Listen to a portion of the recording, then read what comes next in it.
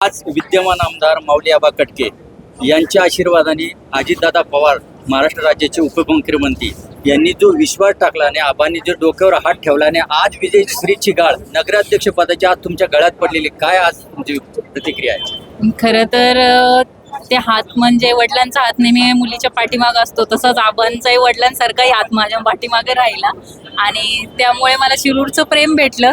आणि खरं तर 15 दिवसांचं आमची प्रचाराची जी रॅली चालूच होती, त्याच्यातून जनतेचं प्रेम भेटलं. आबांच्या नेतृत्वाखाली मी शिरूरमध्ये पहिल्यांदा उभी राहिले आणि त्यांच्या विश्वासामुळे मी निवडूनही आली आणि ही खरा विजय शिरूरच्या जनतेचा आणि आपले महाराष्ट्र राज्याचे उपमुख्यमंत्री अजितदादा पवार साहेब, आपले आमदार माऊली आबा कटके साहेब, आढळराव पाटील साहेब या सगळ्यांनी मला एक संधी दिली आणि त्या संधीचं सोनं शिरूरच्या जनतेने मला केलंय.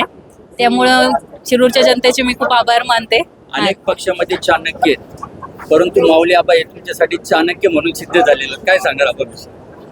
आबांविषयी मी जेवढं बोलेल तेवढं कमी आहे. त्यांनी माझ्या पाठीवर खूप वडिलांसारखा हात ठेवलेला आहे आणि तसंच मी त्यांच्या नेतृत्वाखालीच काम करत राहील, एवढंच सांगेल.